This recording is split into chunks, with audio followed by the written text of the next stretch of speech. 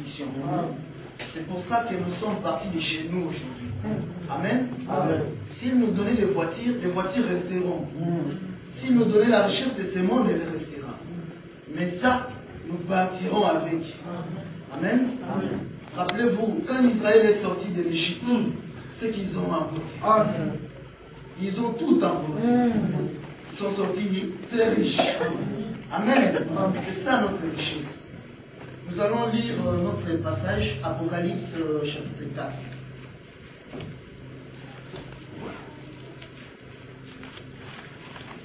Quand il dit qu'il annonce la bénédiction là où nous sommes rassemblés, c'est la parole. Amen. Apocalypse 4, je commence au verset 4. Le dimanche passé, le Seigneur nous a conduits d'une manière que nous n'avions lu pratiquement qu'un seul passage. Amen. Cela arrive. La complémentarité a fait que le pasteur est passé derrière donner des passages pour certains. Amen. Donc il peut arriver que nous venons comme ça, nous ne prenions pas ces livres. Parce que ça, ce n'est pas seulement le passage obligé pour nous. Amen. Parce que nous savons que la nature aussi, c'est notre Bible. Elle est même venue avant celle-ci. Donc nous pouvons venir ici et parler. C'est pourquoi nous devons être des lecteurs de la Bible pour être dans le même diapason. Amen. Mais je crois que le Seigneur nous conduise de sorte à ce qu'aujourd'hui nous lisons quand même. Amen. Apocalypse 4, au verset 4. Non, je vais commencer au premier. Après cela, je regardais et voici une porte était ouverte dans le ciel. La première voix que j'avais entendue, comme le son d'une trompette, et qui me parlait, dit, monte ici, et je te ferai voir ce qui doit arriver dans la suite. Aussitôt, je fus saisi par l'Esprit, et voici, il y avait un trône dans le ciel, et sur ce trône, quelqu'un était assis. Celui qui était assis avait l'aspect d'une pierre de jaspe et de sardoine. Et le trône était environné d'un arc-en-ciel semblable à de l'émeraude. Autour du trône, je vis 24 trônes.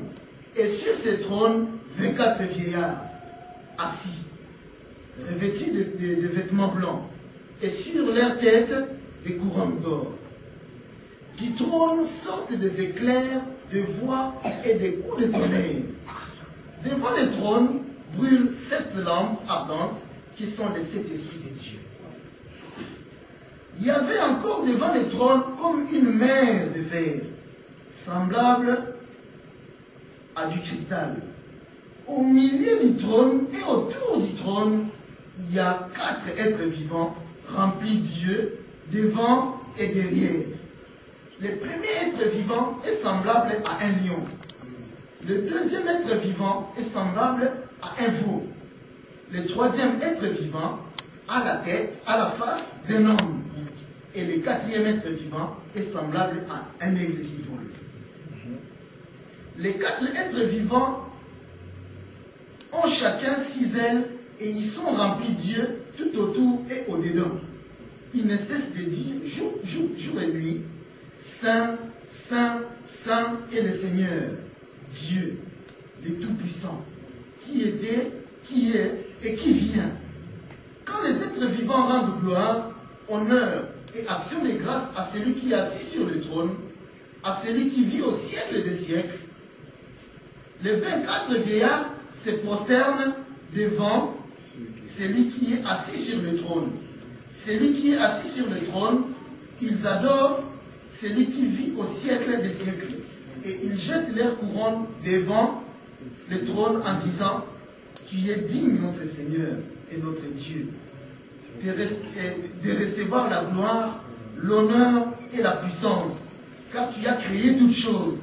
Et c'est par ta volonté qu'elles existent et qu'elles ont été créées. Amen. Amen. Nous pouvons nous asseoir. Donc, nous parlons de la divinité de Jésus. Comme nous avions dit au départ, qu'au milieu des chrétiens, des questions se posent, des foi diverses. Certains disent que Jésus est le Fils de Dieu tout court. D'autres disent que c'est un esprit qui était un ange, que Dieu a envoyé accomplir une mission sur la terre. Et d'autres aussi diront qu'il est Dieu lui-même. Amen. C'est pourquoi Dieu nous a conduits à parler justement de la divinité de Jésus. Comme lui-même avait dit aux apôtres, et vous, qui dites-vous que je suis? Parce qu'il savait qu'on parlait de lui différemment. Allez, vous voulez être sûr que ce que l'épouse dit, parce que l'épouse doit dire la vérité. Amen. Au milieu de toutes ces déclarations. C'est pourquoi alors,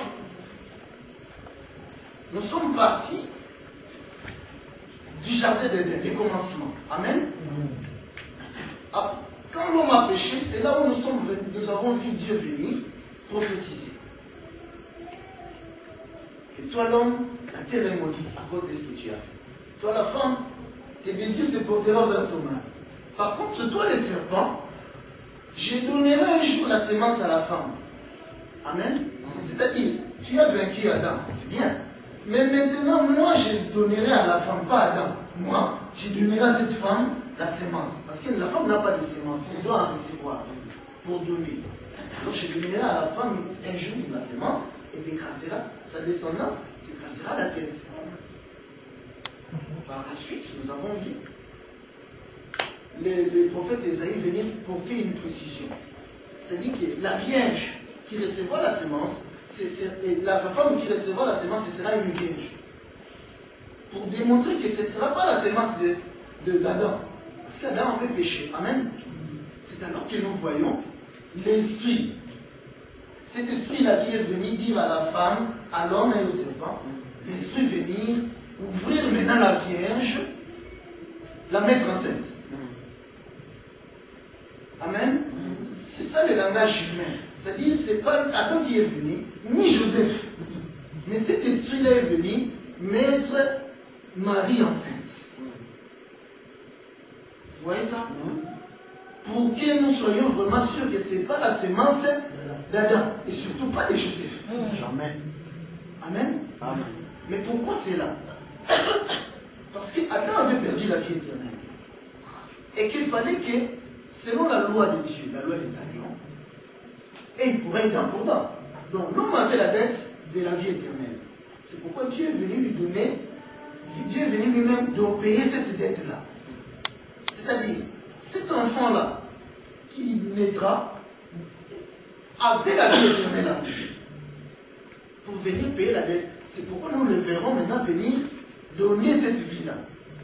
Or, nous savons que la vie d'un être se trouve dans son sang. C'est pourquoi il avait été percé les cinq plaies. Amen. Nous passons. Mais si le docteur était là, lui, il vous expliquera les 5 plaies. Pourquoi de ces 5 plaies. Amen. Il vous expliquera aussi le pourquoi de la couronne. Parce que les 5 plaies étaient dans les corps. Amen. Mais la couronne est sur la tête. Amen. Amen. Mais ce n'est pas notre sujet, nous passons. Alors, cet enfant nous a donné maintenant la vie au travers de son sang. Il a payé la dette. C'est pourquoi nous sommes libres. Vous voyez? Alors, cet enfant maintenant s'appelle Jésus.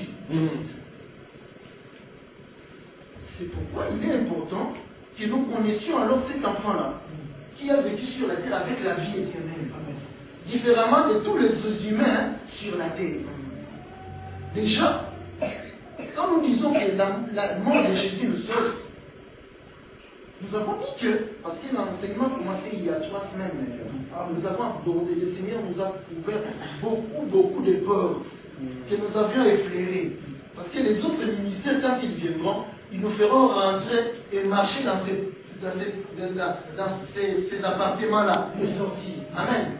C'est comme ça que Dieu fait les choses. Donc, nous avons compris que Dieu nous a conduit justement à parler de cet enfant-là, Jésus, qui il est, pour que nous confessions la même chose, pour que nous recevions la connaissance de lui, cet enfant-là. Pourquoi? Parce que l'Écriture dit que la vie éternelle, c'est connaître cet enfant-là. Si vous connaissez cet enfant-là, et son Père qui l'a envoyé, vous vivez. Amen. C'est ça la vie éternelle. C'est pourquoi justement Dieu nous a conduits à connaître cet enfant-là. C'est-à-dire, nous pouvons rester sur cette terre même 5 ans, même 10 ans, parce que c'est toute la Bible. C'est pourquoi il a dit que les prophètes, les psaumes et la loi ont parlé de moi. C'est-à-dire, dans chaque verset des Écritures, nous devons voir cet enfant. Amen. Seulement dans tous ces aspects, tous ces costumes. Amen. Parce qu'il porte beaucoup de costumes.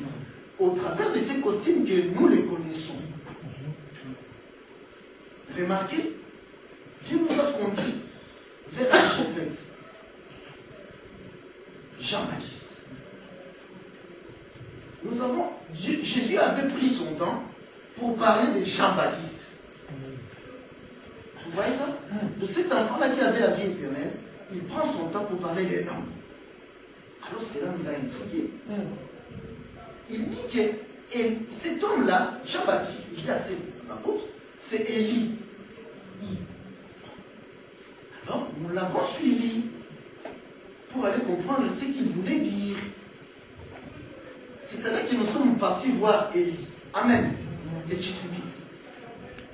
Au travers d'Élie, nous avons vu qu'il était le prophète qui avait rassemblé le peuple d'Israël devant les prophètes de Baal et lui. C'est-à-dire, Israël s'était détourné du vrai Dieu à l'époque de Jézabel.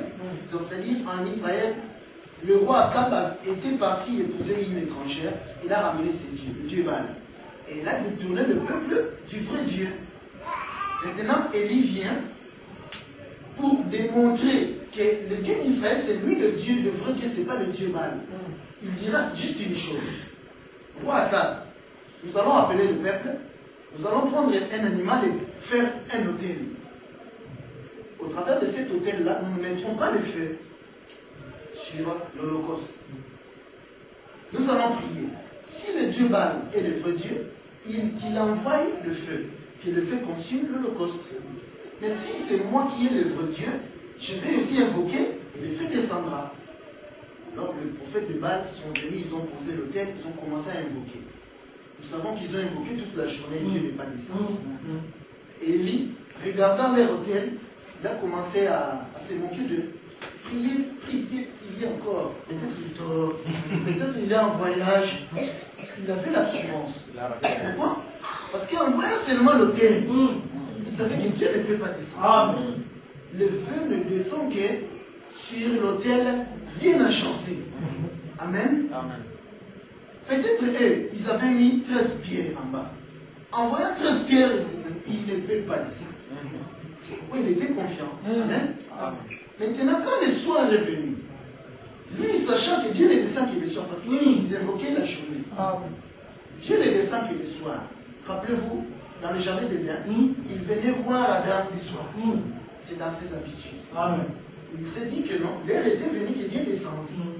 Il vient, il commence par prendre les 12 pierres. Il les met en place, il prend le bois qui correspond à la croix de Jésus, il met en place, il prend maintenant l'Holocauste, l'animal, il met en place. Seulement après, il dira, il fait faire un fossé. Hein? Donc l'autel était sur un fossé. Il dit après, remplissez d'eau le fossé. Et puis prenez 4 cruches d'eau. Ils prirent 4 cruches, ils versèrent sur l'animal. Encore 2 fois et puis 3 fois. Quand il a prié, obligé le fait de descendre. Il y a une écriture qui dit que Dieu, il vient accomplir que sa parole. Donc il vient respecter sa parole. Il est sous ordre de sa propre parole. Vous voyez ça? Donc il est le premier à respecter sa parole. Quand l'autel est posé, c'est-à-dire la parole est bien agencée, il est obligé de venir. Ça, c'est un récapitulatif, c'est-à-dire c'est des enseignements que nous avons abordés chaque mercredi et chaque dimanche, et nous sommes déjà très loin. Nous faisons ça pour que ceux qui n'étaient pas avec nous puissent avoir une idée, pour aussi essayer de monter. Parce que nous sommes des aigles. Nous ne devons pas manger les cacahuètes par terre comme des moineaux. Nous devons, si vous voulez, faire le signe des arbres. Amen. Donc le Seigneur nous a baladé que sur le terre. Alors, qu'est-ce que nous voyons? Nous avons vu l'eau. Nous avons vu l'autel et les éléments dans l'autel, plus le feu. Le Seigneur nous a conduit à comprendre que l'autel, c'était un homme. C'est la création. Au commencement, rappelez-vous, l'Esprit de Dieu se mouvait sur les eaux. Et puis Dieu commençait à dire, à créer. Quand Dieu créait, il créait un homme pendant 7 jours. Amen. Les 7 jours, il les sanctifia. C'était différent de ces 6 jours. Il dira que les 6 jours, c'est le chiffre de l'homme. Et les 7, c'est le chiffre de Dieu. C'est-à-dire, le 6e jour, il a créé l'homme. Vous voyez? Donc, en réalité, quand nous prenons le premier jour, 2e, 3e jusqu'au 6e, Dieu a regroupé maintenant tous les jours. Il a sorti un homme. Ça veut dire que si un docteur vient, c'est pourquoi il y a 5 ministères. Si un docteur vient, il va commencer à nous détailler. Le premier jour, Dieu a créé la lumière. Il va nous parler de cette lumière-là et de l'obscurité. Parce que la lumière et l'obscurité et la lumière, ça fait aussi un jour. Vous comprenez? Il va nous faire rentrer dans ces jours-là. Nous pouvons rester aussi des années. Il va prendre le 2e jour, pareil. Dieu sépara les eaux. Il mit les eaux en haut, les eaux en bas. La Bible nous dit que les eaux, ce sont des hommes. Des hommes. Amen. Alors, il prit, c'est-à-dire les hommes, il a laissé des hommes en bas, et puis il a mis certains hommes en haut. C'est ça ce que ça veut dire. Amen. Nous passons, mais un docteur va nous détailler ces hommes-là. Nous pourrons rester aussi des années. Il vient dire maintenant à Abraham, l'eau que j'ai mis en haut, c'est des étoiles. C'est ta descendance. Vous voyez? Que tu aies une postérité au ciel, tu as aussi une postérité terrestre. Parce qu'il lui dira aussi, si tu peux compter les sables de la mer, il ne peut pas, c'est aussi ta postérité. C'est-à-dire, Dieu a pris maintenant les étoiles, il les a fait descendre en bas. Amen. C'est-à-dire, il y avait l'eau sur la surface de la terre. Dieu est venu faire sortir la terre. Amen. Mais maintenant, on nous dit que quand nous rentrons dans l'eau, nous mourrons avec Jésus. C'est-à-dire, nous sommes enterrés avec Jésus et nous ressuscitons avec lui. Nous avons compris que l'eau, c'est aussi la terre. Donc, la terre qu'il a fait sortir, c'est tout un peuple. Le peuple du ciel. Qui sort des eaux, les hommes. Donc, au milieu des hommes, il fait sortir un peuple. Amen. Et ce peuple-là, c'est l'autel. Amen. Que Dieu nous fasse grâce. Parce que nous sommes partis. Dieu nous fait marcher très lentement. Amen. Nous récapitulons. C'est-à-dire les gens qui sont avec le début et le départ, ils comprennent. Et ils volent les gens. Et que Dieu nous fasse grâce d'aller aussi voler. Parce que nous sommes appelés à voler. Nous ne devons pas continuer à prendre le petit déjeuner. Les biberons, que Dieu te bénisse, frère. Amen. Parce que l'écriture, c'est important, nous allons lire ça. Amen. Amen. Nous allons lire Hébreu.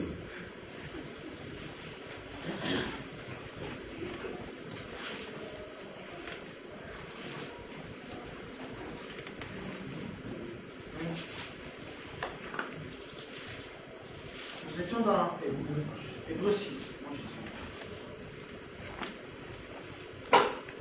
Hébreu chapitre 6.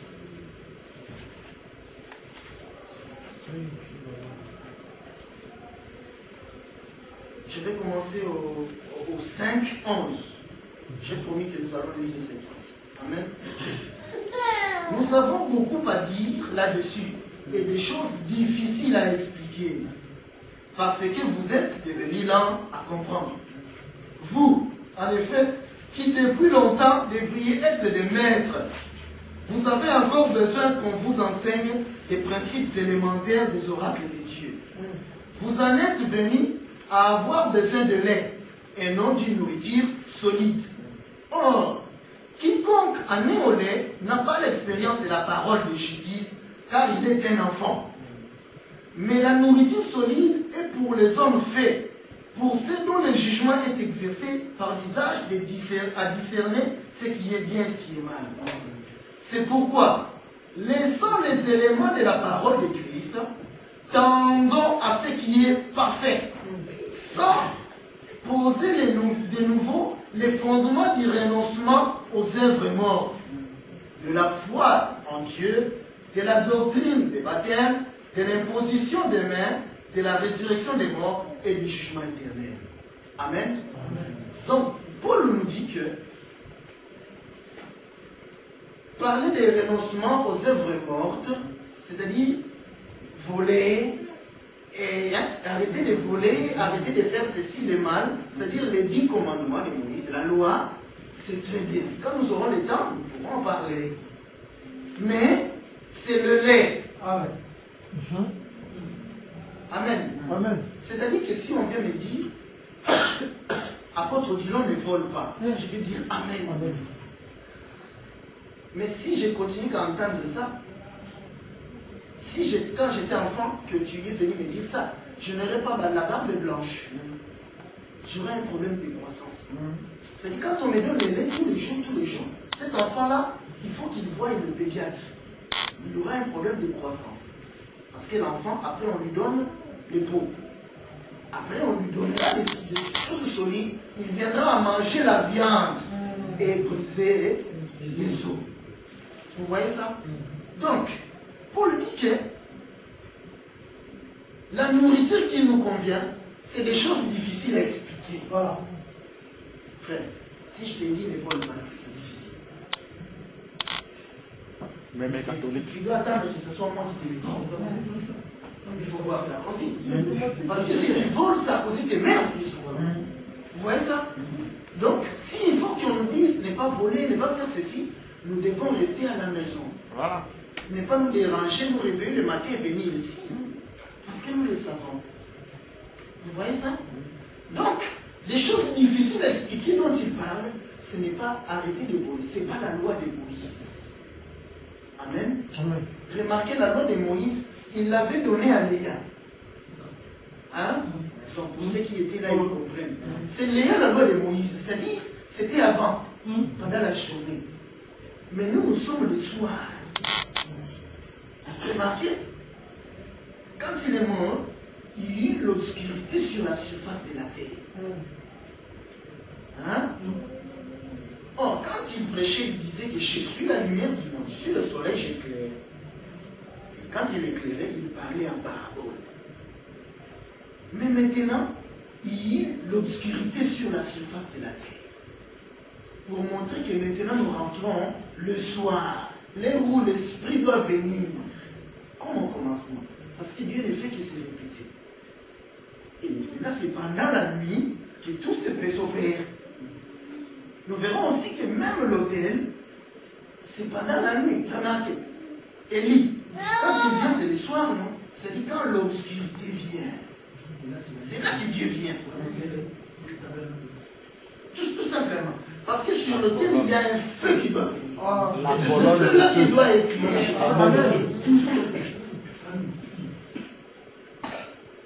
Il ne faut pas nous parler du feu, le feu descend, le feu dévorant. Non. Ici, nous ne parlons pas du feu dévorant. Nous parlons du feu qui n'a pas pu consumer un buisson. Amen. Parce que le buisson, c'est un peuple. Amen. Le buisson, c'est un peuple. Un peuple qui côtoie le feu, qui n'est pas consumé. Sur la terre, qu'est-ce qui peut côtoyer le feu ne pas être consumé? Si ce n'est pas le feu. C'est ça. Amen. Amen. Vous êtes de feu. Amen. Amen. C'est ça que Dieu inlassablement essaye de... C'est pourquoi il nous a stationnés sur l'autel. Nous comprenions que nous sommes le feu. Nous sommes l'eau. Amen. Quand je parle comme ça, je sais qu'il y a des voitures, il y a des avions et des fusées. Amen. C'est-à-dire, je peux dire une chose, le feu, il y a des fusées qui vont déjà atterrir à la Lune. Mais il faut revenir derrière pour amener les piétons. Les piétons, pas les boîtiers. Parce qu'ils n'ont pas le droit. Docteur, vous pouvez les comprendre. Amen. Ils n'ont pas le droit. Les piétons, ils vont comprendre aussi c'est quoi le feu. Le feu, c'est la parole. Amen. Mais pourquoi croyez-vous qu'il crie devant à Jéricho, chez Rahab? N'est-ce pas qu'il fallait crier? N'est-ce pas qu'il fallait qu'il la trompette sonne pour que nous puissions voir que, oh, elle était là. Amen. Je crois qu'il y avait des fusées, des avions qui arrivent. À Jéricho, nous avions parlé de Jéricho. À Jéricho, le 7e jour, la trompette a sonné, le peuple a crié, et les murs de Jéricho se sont écroulés. C'est alors que nous avons regardé, nous avons vu l'autel. Parce que Rahab, la prostituée, en recevant les hommes envoyés par Josué, ils lui ont dit, reste dans ta maison ferme, et surtout, mets un cordon rouge sur la porte. C'est-à-dire pour l'identifier. Donc c'est l'image du sang de Jésus. Qu'avaient fait les Israël en Égypte, en tuant l'animal, en mettant le sang sur la porte. Là-bas aussi, Dieu leur avait dit, ne sortez pas, parce que je vais répandre la mort. La vie ne sera que dans la maison. C'est-à-dire parce que c'est là où il y a la chambre haute. Parce que c'est là où il y a l'agneau. Vous voyez ça? Vous allez manger cet agneau-là tout la nuit. Et le matin, vous allez partir. Parce que le matin, quand le soleil est venu, le feu, ils sont partis. Donc ils étaient dans la maison, dans la chambre haute. Maintenant, chez Rahab, la prostituée aussi, elle était dans la maison chez elle, identifiant la maison à la chambre haute. Et la mort est entrée, parce qu'on a tué le roi, et tout le monde dans Jéricho. Amen. Donc la vie n'est restée que là. C'est-à-dire, maintenant, quand le peuple a crié, quand la trompette a sonné, c'est là où nous avons compris ce mystère-là. Parce que c'était un mystère. C'est des choses solides. Vous comprenez ça? C'est-à-dire, maintenant, quand le feu vient, nous voyons clairement. Ah, il y avait l'autel de Jéricho. Vous comprenez? C'est ça le rôle du feu. Le feu vient pour que nous puissions voir, délier les mystères, ouvrir pour que nous voyions en fait clairement. Ah, Rahab la prostituée, elle était là, l'autel. Vous voyez ça? Ça c'est merveilleux. Nous allons lire une autre écriture. Pour que si nous continuons comme ça, nous allons continuer à monter. Nous allons un peu descendre. Si j'ai promis que nous puissions lire. Un jour, Jésus était avec ses apôtres. Jean, nous allons lire Jean. Parce que nous sommes assujettis aussi au temps. Jean chapitre 10.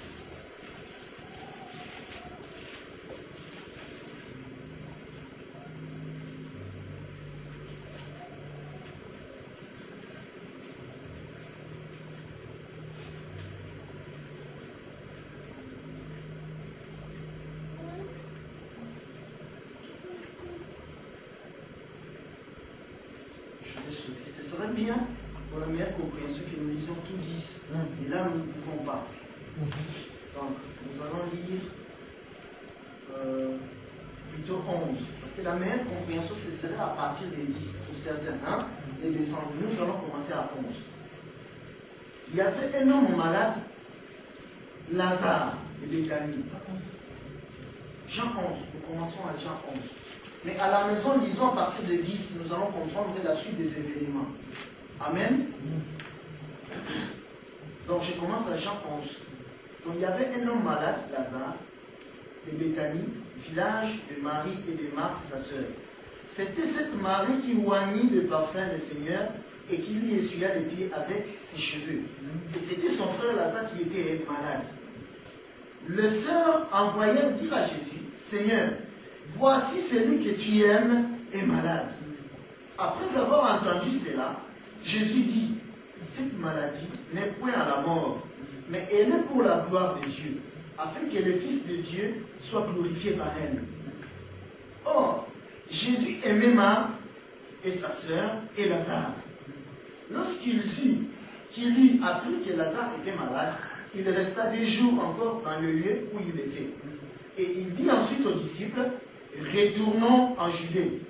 Les disciples lui disent, Rabbi, les Juifs tout récemment cherchaient à te lapider, et tu retournes en Judée. Jésus répondit, n'y a-t-il pas 12 heures au jour? Si quelqu'un marche pendant les jours, il ne bronche point, parce qu'il voit la lumière de ce monde. Mais si quelqu'un marche pendant la nuit, il bronche, parce que la lumière n'est pas en lui. Après ces paroles, il leur dit, Lazare, notre ami, dort, mais je vais le réveiller. Les disciples lui disent, Seigneur, s'il dort, mais il sera guéri. Jésus avait parlé de sa mort, mais ils crurent qu'il parlait de l'assouplissement du sommeil. Alors Jésus leur dit ouvertement, Lazare est mort. Et à cause de vous, afin que vous croyiez, je me réjouis de ce que je n'étais pas là. Mais allons voir, allons vers lui. Bon, je vais sauter parce que c'est assez long.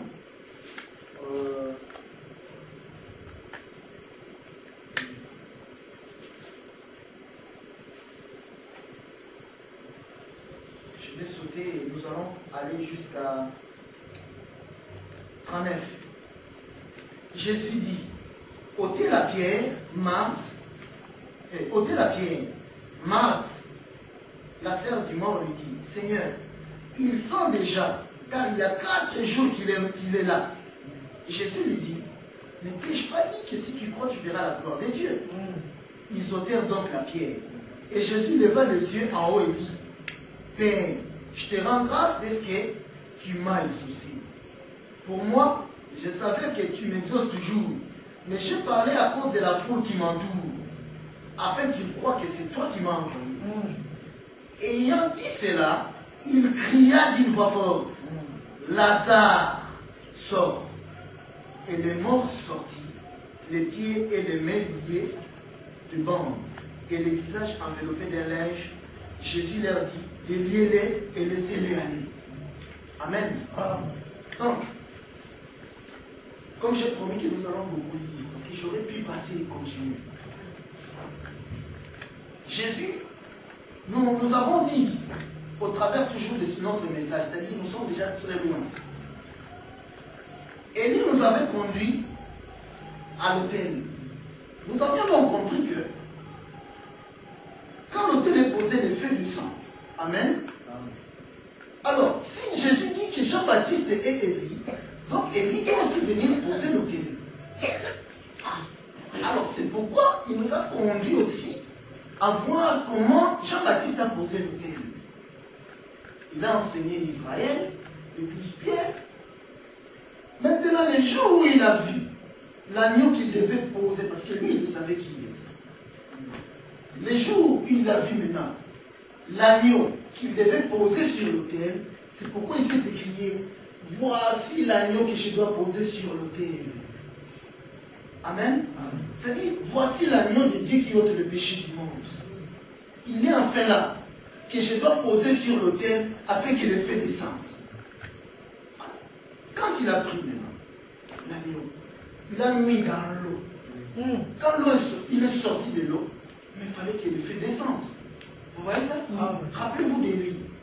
Il a mis 4 truches 3 fois. Donc l'eau sur l'animal, les prophètes bas là où ils étaient, peut-être ils se sont moqués. Nous, on a prié à sec, sans eau. Le feu n'est pas descendu. Lui, déjà regardez comment il est habillé. Un docteur. Regardez comment il est habillé. et lui, il met encore de l'eau. Peut-être ça ne va pas dans sa tête. Le feu ne descendra pas. Mais le feu descendit, a consumé tout l'autel. Vous voyez ça? Donc, les mêmes mots. Donc, maintenant, quand l'Holocauste est sorti des eaux du Jourdain, le feu devait descendre. C'est alors que la colombe est venue. Amen. La colombe est venue se poser sur la tête de Jésus. Et le ciel a parlé. Parce que le ciel était un homme. Le ciel a parlé. C'était la même chose qu'avec Élie. Mais cette fois-ci, le feu vient sous la forme de la colombe. Amen. Mais Jésus, quand il vient, il dit que tous les prophètes, jusqu'à Jean, ils ont prophétisé. C'était l'ombre, ce n'était pas la réalité. Alors nous devions chercher alors la réalité. C'est alors que nous avons compris que les véritables Élie, alors c'était lui-même Jésus. Donc, comme étant les véritables Élie, il devait poser l'autel. Amen. C'est alors en posant l'autel, en commençant, il est parti se promener, il a vu les fils de Zébédée. Arrêtez vos filets, suivez-moi. C'était même ses grands frères là. Mais regardez. Arrêtez un inconnu qui vient, arrête de pécher. Alors que le péché, c'est toute ta vie. Tu pêches, tu vends, tu nourris ta femme et tes enfants. Fils de Zébédée. Arrêtez de pécher. Suivez-moi, je ferai des péchés de des hommes. Malgré qu'il ne comprenait pas, il me suivit. Amen. C'était des pieds. Il les choisit aussi 12. Parce que lui, il doit poser aussi comme lui. Ouais, ça, le véritable. Il doit suivre l'autel, les recommandations de l'autel. Il choisit les 12 pieds. C'est alors que nous avons vu que quand il a fini maintenant de poser son autel, il leur dira, vous ne sortez pas, vous restez dans la chambre haute. Amen. Parce que ceux qui lisent et puis ils prêchent, c'est là où ils ont vu la chambre haute, non? Parce que nous, j'ai dit que nous, on peut nous ravir ça. Mais nous allons parler de la chambre haute. Amen. Amen. Parce qu'il nous a parlé de beaucoup de chambres hautes. Nous avons même vu que l'âge de Noé était la chambre haute. Amen. C'est-à-dire qu'il y avait l'eau sur la surface de la terre et il n'y avait que la vie dans l'âge. Parce que dans l'autel, c'est là où il y a la vie. Hein? Il y a l'agneau avec le sang qui a la vie éternelle. Donc, quand il a lâché maintenant la colombe qui a marché sur les eaux, il fallait qu'il se pose, il est revenu dans la chambre, dans l'âge. Parce que sur la terre, il n'y avait pas d'eau d'autel qui est là. Il est venu. Et par la suite, quand l'eau a baissé, il y a eu un arbre qui a jailli sur la terre, l'olivier. Quand il a lâché la seconde fois, il est parti sur la terre, cet esprit-là qui s'est mouru. Il a vu l'autel. Vous voyez ça? L'olivier. Il a décidé de descendre sur l'olivier. Mais pour rendre témoignage, il a pris la feuille. Il est venu. Noé, il y a l'autel sur la terre. Voilà. Je m'en vais. Parce que la troisième fois, il n'est plus venu. Donc il est parti se poser et rester. C'est pourquoi quand Jean-Baptiste a sorti l'olivier de l'eau, mais la colombe devait venir. Mais c'est la mathématique, non? La colombe devait venir. C'est posé sur l'olivier. Vous voyez ça? Parce que la colombe ne se pose que sur l'autel. Pas ailleurs. Les feux ne descendent que sur l'autel. Une fois encore, notre bien-aimé Moïse, il partait avec le troupeau. Ignorant qu'il était. Il ne savait pas qu'il était la personne qui portait la cruche. Parce que rappelez-vous, Jésus pour célébrer la Pâque, parce que la Pâque on la célèbre dans la chambre haute. Vous voyez ça? Maintenant, il dit, pour aller, il y a quelqu'un qui connaît la chambre haute. Il porte la cruche. Ce n'est pas une femme, parce que vous connaissez la femme samaritaine qui porte la cruche pour puiser l'eau. Ce ne sera pas la femme samaritaine. Ce ne sera pas non plus Rebecca au puits pour rencontrer Élisée. Non, ce sera cette fois-ci un homme. Allez, si vous allez rencontrer l'homme, humainement, il pouvait se dire, comment ça? D'habitude, dans nos coutumes, c'est la femme qui peut porter. Mais comme ils les connaissaient, ils sont partis. Effectivement, ils ont vu aussi un homme portant la flèche. Il leur avait dit, suivez cet homme-là. Là, il va rentrer, il y aura la chambre haute, je ne vais pas vous montrer. Ce sera déjà bien meublé. Bien meublé, docteur. La chambre haute sera déjà bien meublée. Amen. Ça, c'est pour le physique. Maintenant, ils sont venus, ils ont vu un homme avec la flèche. Ils ont suivi cet homme. Mais maintenant, nous avons compris que cet homme-là avait beaucoup de choses à faire. Que la cloche recevait un peuple. Parce qu'il y avait de l'eau. Vous comprenez? Donc, dans cette eau-là, c'est là où, quand Élie allait puiser, ils sont venus puiser dans cette cruche-là. Une fois, deux fois et trois fois. Donc cette eau-là provenait d'une source, d'un fleuve. Le Seigneur nous a conduits à comprendre ces fleuves-là, son nom. Parce que c'était un puits aussi. Hein? Maintenant, le bien-aimé ne savait pas qui il était. Il était les bergers. Parce que si c'était un peuple qui porte le chiffre 12, non? Parce qu'ils ont versé 12, hein, 3 fois, 4, 3 fois, ça fait 12. Donc c'est un peuple qui porte le chiffre 12. C'est un peuple. C'est un peuple, donc c'est aussi une bergerie. Donc lui, remarquez, quand Jean-Baptiste avait regardé, tout le monde voyait un homme.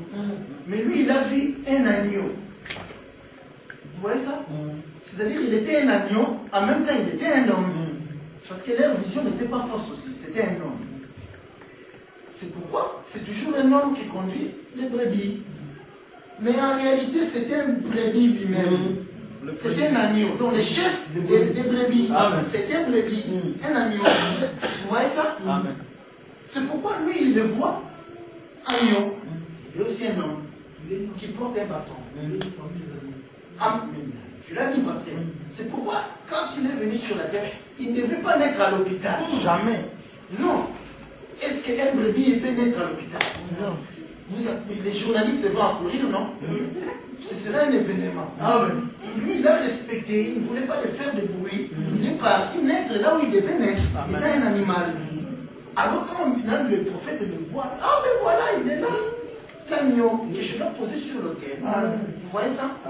Alors les bien-aimés, Moïse, il ne savait pas que lui, il était le bon berger. Voilà. Il voit le feu. Mais c'est quoi ce feu-là sur la montagne?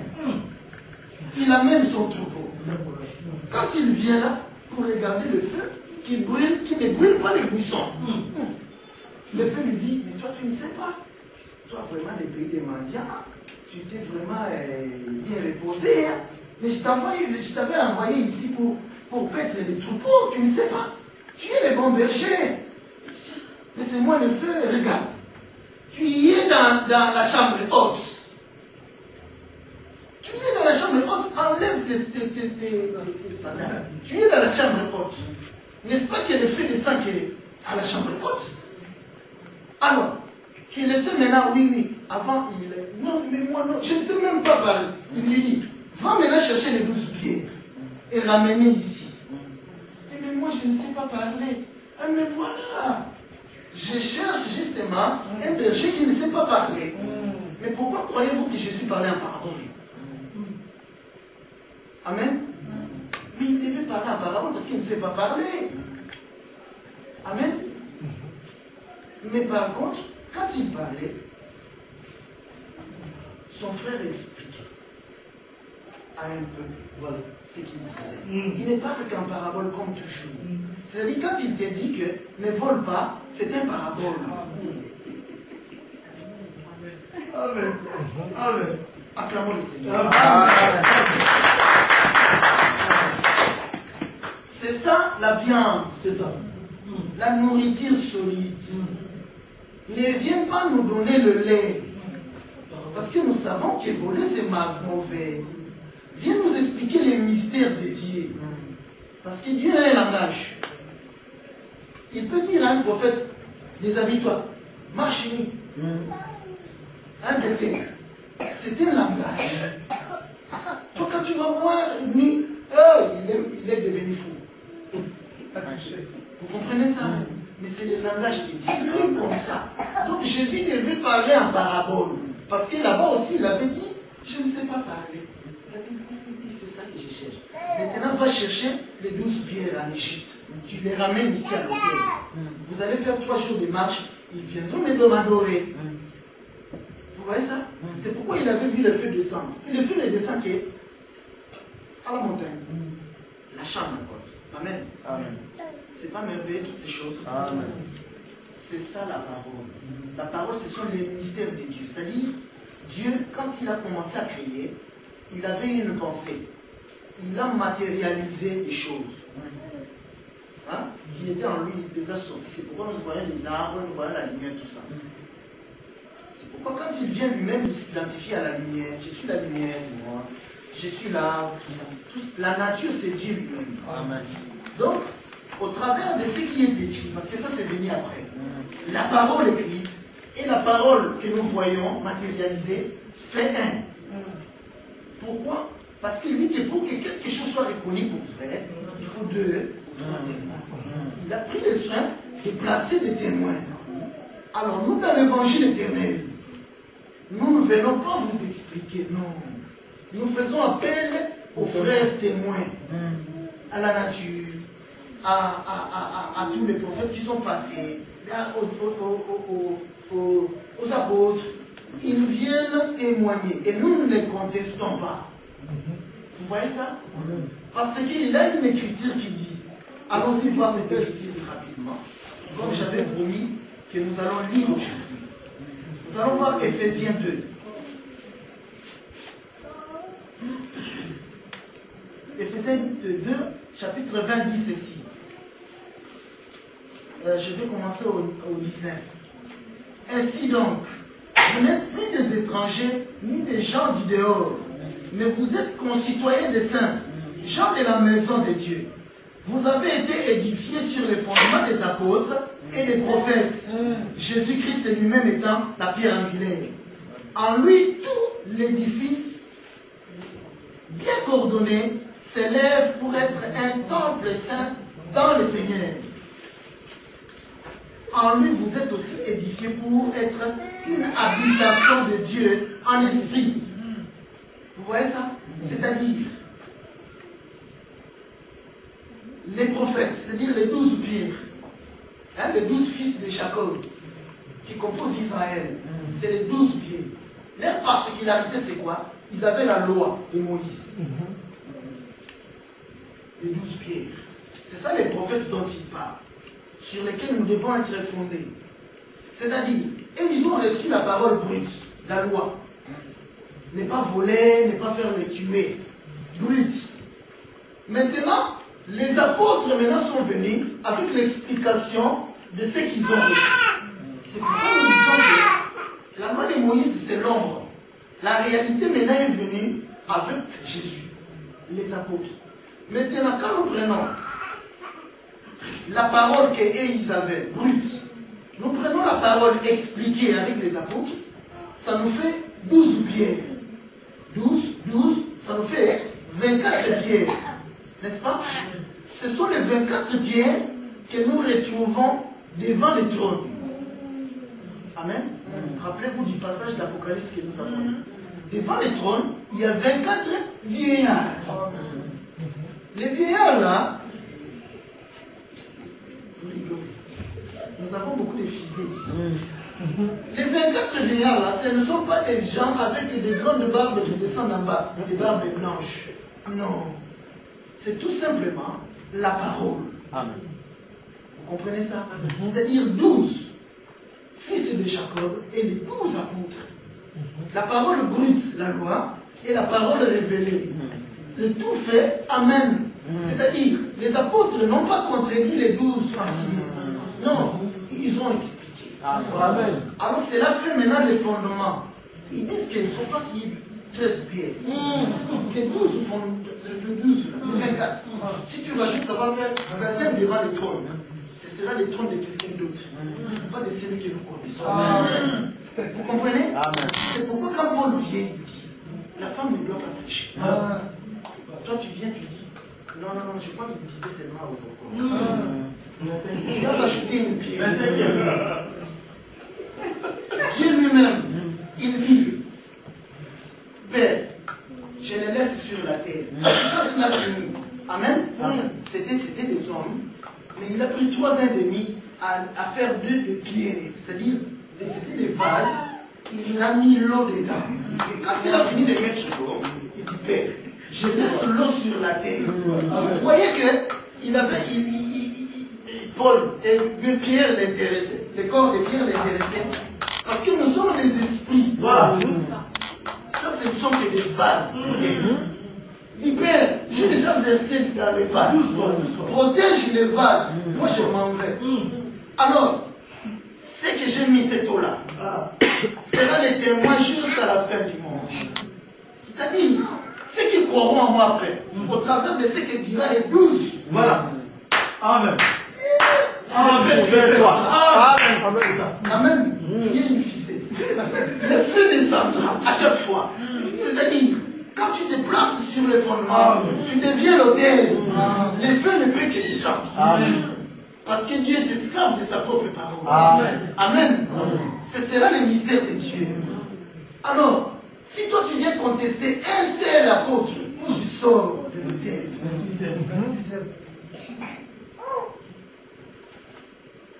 Humainement, le respect nous conduit à dire que, à respecter les aînés, non?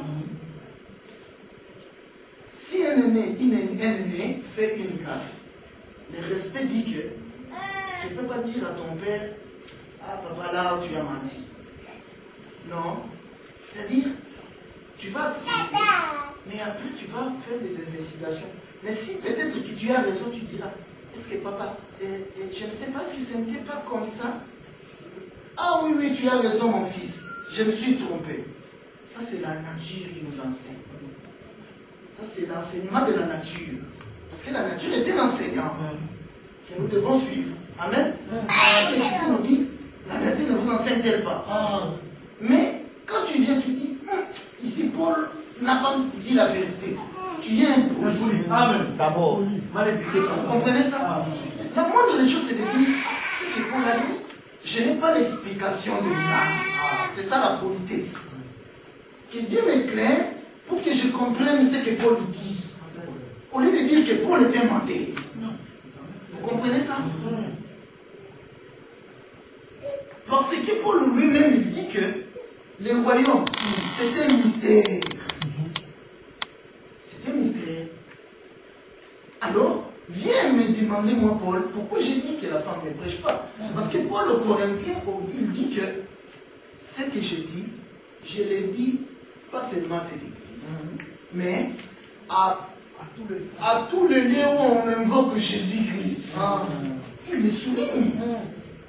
Mais quand toi tu vas plus loin, il dit dans les mêmes Corinthiens, tu dis non, ça ne m'intéresse pas. Tu confirmes que tu n'es pas dans les lieux où on invoque Jésus-Christ.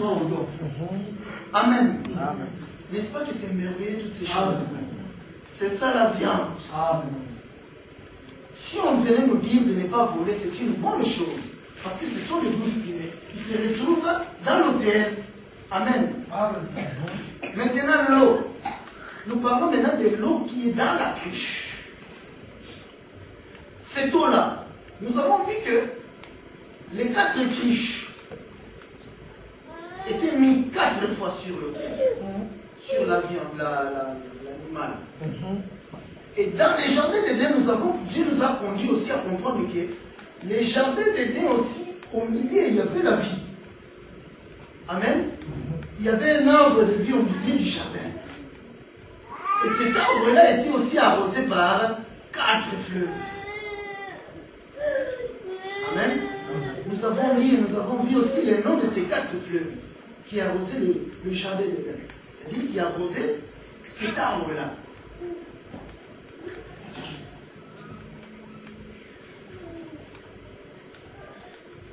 Et cette eau-là, ces 4 bras de ce fleuve-là, provenaient d'un seul fleuve. Amen. C'est-à-dire un fleuve qui, pour arroser, se divise en 4 bras. Nous connaissons encore le nom si nous avons oublié. Il y a le dernier qui s'appelle Euphrate. Hein? Nous avons aussi l'évangéliste qui nous a visités ici. Le pasteur va te présenter à nous. L'évangéliste Billy, qui vient de la Belgique. Donc, les 4 bras, c'est-à-dire le fleuve, il arrose au travers 4 façons. Un d'hôtel. Hein? Je ne sais pas si tu vas dire ça pour votre nom. Le fleuve qui a l'eau, il distribue son eau au travers de 4 fois. 4 façons différentes. Hein? Ça, c'est pour les hommes qui marchent. Hein? Les marchés. 4 fois. C'est-à-dire, les 4 branches, ils sont la même eau. Hein? Et ce sont la même eau, mais différemment. Parce que l'Euphrate, peut-être il s'écoule comme ça, et l'autre équiel va tout droit. Vous comprenez? Donc, c'est la même eau, mais différemment. L'autre fleuve, peut-être il descend. Il aura beaucoup de force. Hein? Vous comprenez? Mais la même eau. Amen. C'est alors que nous voyons maintenant les 4 êtres vivants devant le trône. Les 4 êtres vivants, ce sont les 4 fleuves. Vous comprenez ça? Ce sont les 4 fleuves qui sont arrosés par le fleuve. Vous avez saisi ça? Donc les 24 vieillards, c'est un fleuve qui arrose. C'est la même eau. Ça c'est important. C'est pourquoi Jésus un jour a voulu donner cet enseignement. On venait de les lapider, on a voulu les tuer chez les Juifs. Parce qu'il leur disait la vérité. Je suis la lumière du monde. Votre père Abraham, il a vu mon jour, il s'est réjoui. Notre père Abraham, toi tu n'as même pas 50 ans. Vous voyez ça? Donc cet enfant que nous avons vu grandir, l'enfant de notre ami là, cette chaise-là, je l'avais achetée chez lui. Cet enfant-là, lui aussi, il a été son père. Il était un enfant. C'est ça, le docile. Il était très intelligent. Différent de ces enfants-là qui marchent ici. Il avait de l'avenir. Mais maintenant qu'il est grandi, il a grandi. Il a changé. Il dit des choses bizarres. Donc, on doit l'amener à l'hôpital. Il dit des choses bizarres. Comment lui, moi je l'ai vu grand. D'ailleurs, il est né dans la bergerie, même pas à l'hôpital. Hein. Là où il est bête. C'est honteux même. Mais il vient, il me dit que maman, il a vu les choses là-bas. Moi qui suis plus âgé que lui, je suis aussi son père. Moi, je n'ai pas vu les jours là-bas. Parce que ça fait des siècles, des siècles. Mais lui, il vient me dire, j'ai vu les jours là-bas. En plus, il dit qu'il est le fils de Dieu. Tu vois ça? Hein? Nous connaissons très très bien son père et sa mère. Quand son père venait ici chercher Marie, Marie elle était habitée là-bas. Moi, je connais bien cette histoire. Mais aujourd'hui, il vient dire qu'il est le fils de Dieu. Vous voyez ça? Il doit mourir. Joseph doit me pardonner. C'est mon ami, mais là, il a blasphémé. Ah, le fils doit mourir. Vous voyez ça? Dieu nous a conduits à avoir ça aussi, auprès de Joseph. Joseph qui avait des songes bizarres. Il vient dire à son père, papa, comment dire? J'ai mis un songe. Le soleil, la lune, les étoiles. C'est pour ça. Devant qui? Devant moi. Ah! Moi, parce qu'il c'est un prophète. Voilà. Il a compris que le soleil c'était lui. Moi, ton père, ta mère et tes frères se prosternaient devant toi. Peut-être il a cherché une chicotte, mais après, il avait aussi les ailes de l'aigle. Il a abandonné sa compréhension. Bon, je vais garder ça quand même. Vous voyez? Donc, il était là, ses frères l'ont haï. Après, ils l'ont mis dans la citerne, il s'est retrouvé en Égypte. Voilà. À cause de ses songes. Voilà. C'est-à-dire qu'il interprète un songe, il dit la vérité, mais sa vérité le conduit à être pareil avec Jésus. C'est vrai. Toujours. La vérité à la mort, qui conduit à la mort. Toujours. Il dit la vérité, mais la vérité qu'il dit le conduit à être tué. Amen. N'est-ce pas que c'est merveilleux toutes ces choses? Dans l'évangile éternel, nous pouvons rester des heures du matin au soir. Tellement c'est merveilleux, on restera à écouter. Mais nous sommes limités par le temps. Amen. Donc je disais, les 24 vieillards, c'est un fruit qui arrose en 4. C'est pourquoi justement, nous voyons les 4 esprits devant le trône. Maintenant, Jésus a voulu enseigner sur cela. On lui apprend que celui qui nous venons de lire là, dans Jean, c'est Lazare. Lazare est mort. Il dit maintenant à son troupeau, Lazare est mort. Et Lazare dort. S'il dort, c'est lui. Vous ne comprenez pas. Lazare est mort. Là, il change de langage. Pas de langage humain. Lazare est mort. Notre ami Lazare, ce n'est pas un étranger. Notre ami Lazare est mort. Lazare, c'est lui que moi, Jésus, j'aime beaucoup. Hein? C'est lui que moi, Jésus, moi l'homme, j'aime. Il peut être qu'une femme, non? Homme, aime ta femme. Amen. Amen. Il est mort, on va aller le voir. Le voir où? Là où on a voulu te lapider parce que tu disais la vérité. Toi aussi. Pourquoi tu fais des choses bizarres? On va aller les voir. Ils sont venus. C'est-à-dire, il amène, comme l'autre aussi, il amène son troupeau pour aller regarder le feu. Lui aussi, il amène son troupeau jusqu'au cimetière. Amen. La cruche, hein? Il vient avec la cruche jusqu'au cimetière. Le cimetière, c'est la terre. Parce qu'il n'y a pas de vie là-dedans. C'est l'eau. Les eaux. Hein? Il y a poussière, tu retourneras à la poussière. Sur la terre, il n'y a pas de vie. Sur les eaux, il n'y a pas de vie. Il faut que la vie vienne. C'est pourquoi il a commencé à parler. Cet esprit-là. Quand il vient, il a commencé à parler pour donner la vie cette fois. Alors il vient, lui qui porte la cruche, il doit donner l'eau aux cruches, le 4. Vous voyez ça? Mais pourquoi croyez-vous que Lazare est mort, il a fait 4 jours à terre? C'est les 4 fleuves. Il est venu les arroser. Acclamons le Seigneur. Amen.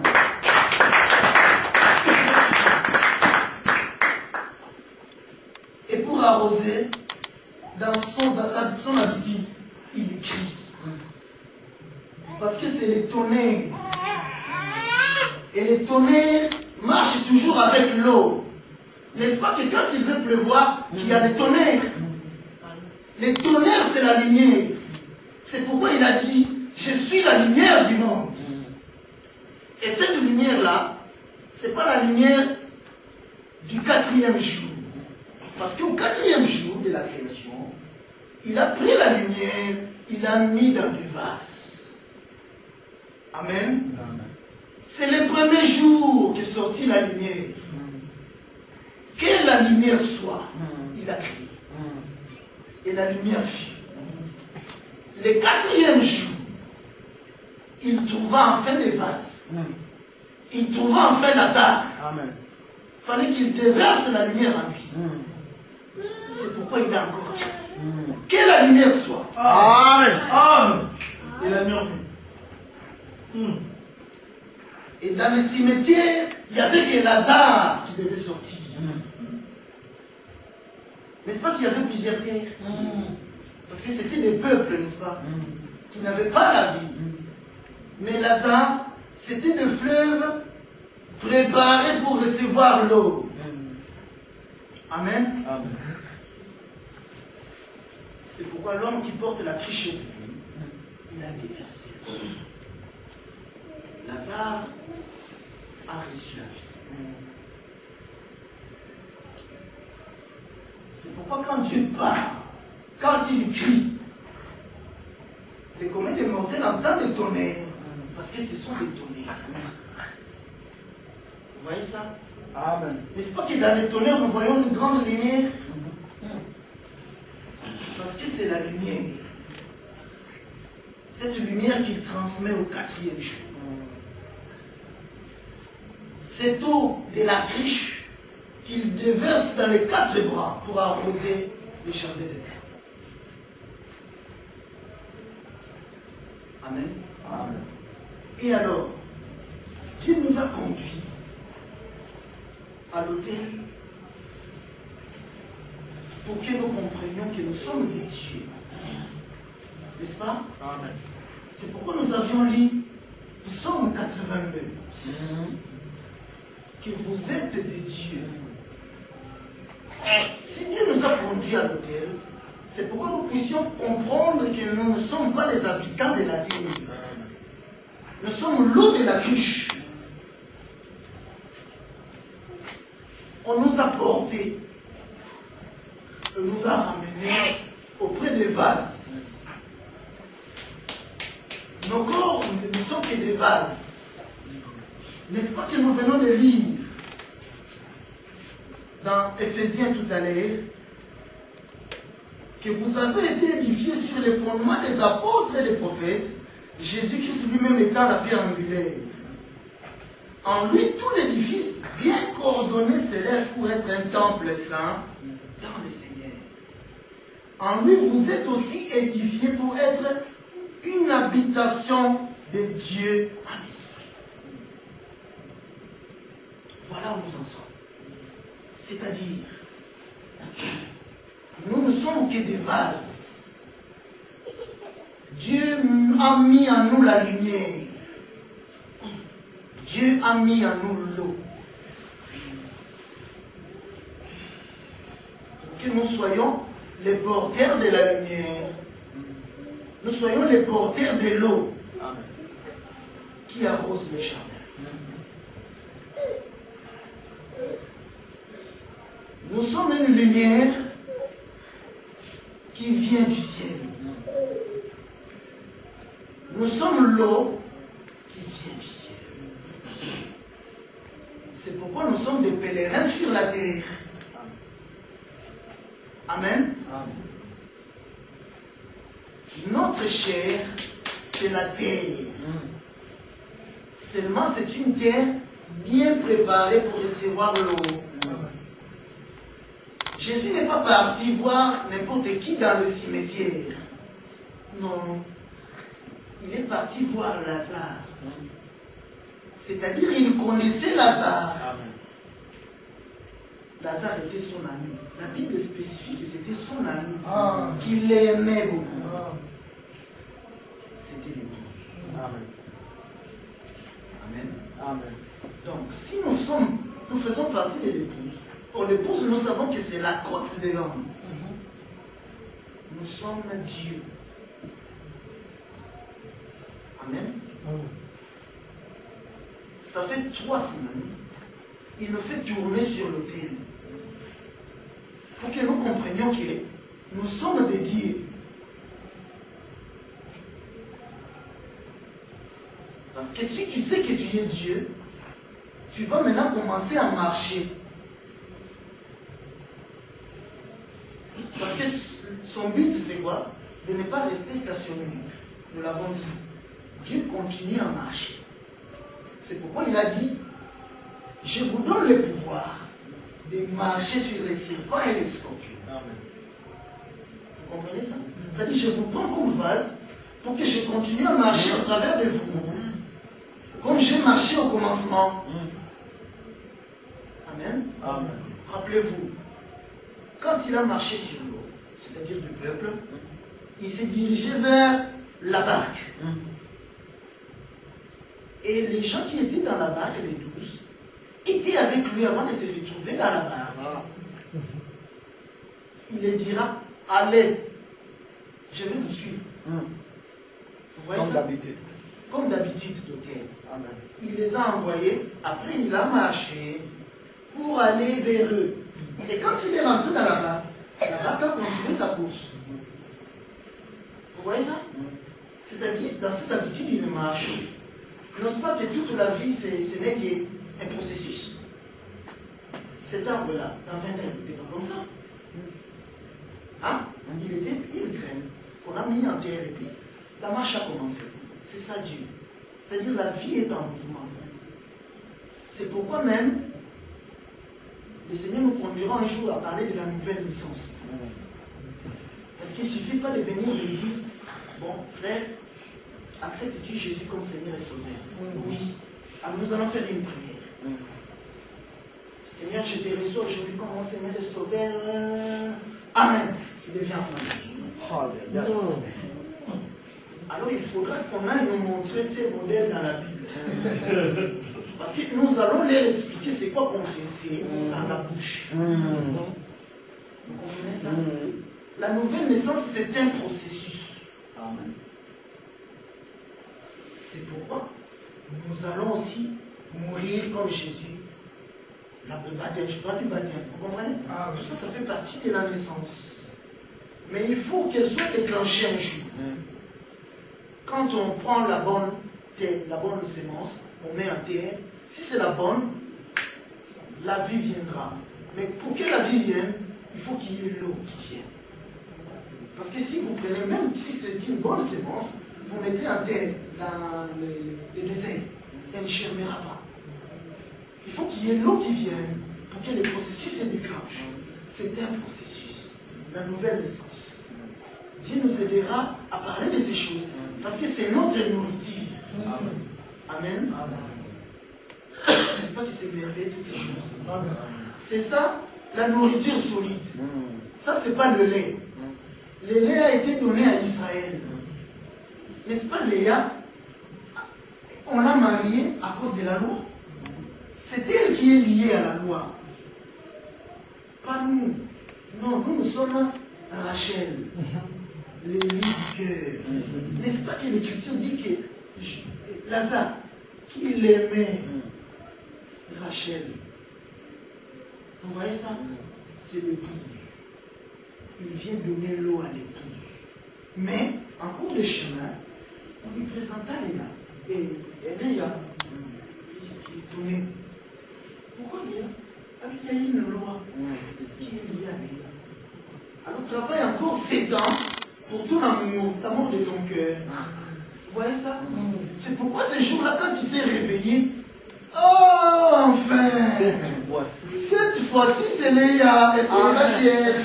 Ce n'est pas Léa, c'est Rachel. Vous voyez ça? Le grand-père, il a prophétisé, bien qu'il était endormi. Parce qu'il nous dit que Lazare dort et ils n'ont pas compris. C'est-à-dire quand on dort, en réalité, on est toujours en vie. Parce que c'est une étoile qui est en vie. Vous comprenez ça? C'est une étoile. Donc, bien qu'il dormait, il était en vie. C'est pourquoi il a vu qu'on lui présenta Léa. Et Léa. Ensuite, maintenant, quand il s'est réveilla, il vit maintenant, voilà, les lits de mon cœur, c'est celle-ci, Rachel. Amen. N'est-ce pas que c'est merveilleux toutes ces choses? Hein? Ces choses, Jésus-Christ les disait aussi. Mais quand il partait dans des endroits comme les stades de France, là où il y avait beaucoup de monde, il parlait par rapport à vous comprenez? Quand il est retourné, il prend les 12 pierres, les 12 vases, il met l'eau. Ils étaient étonnés. Ah, mais c'est humainement, on va dire, il y a un thème à ma vie. Vraiment. Tu ne fais pas que ces gens-là soient sauvés. C'est ça, non? Parce qu'ils même ils comprenaient que ça, c'est ça la chose. Mais il ne leur donne pas. Ah, on thème à ma vie. Il dit non. Vous êtes les 4 bras. c'est vous qui devez arroser les jardins. Vous voyez ça? C'est pourquoi je vous donne l'eau, parce que je suis le fleuve. Vous voyez ça? Amen. La parole, c'est la longueur, la largeur, la profondeur et la hauteur. Amen. L'évangile éternel, ce sont les profondeurs, c'est-à-dire les océans. Aujourd'hui, j'ai encore entendu hier, avant-hier, parler que les scientifiques sont partis encore explorer là-bas. Ils ont découvert encore des poissons, des créatures qu'ils croyaient disent pas. C'est-à-dire l'homme n'arrivera jamais à sonder les profondeurs des mers. C'est Dieu. Amen. Et l'homme n'arrivera jamais après la Lune. Il peut aller peut-être à Mars. Vous comprenez ça? Mais il y a des immensités. L'univers, c'est Dieu. Amen. L'évangile éternel, c'est maintenant des profondeurs et des hauteurs. Voilà. Si tu viens nous dire, ne vole pas, c'est une bonne chose.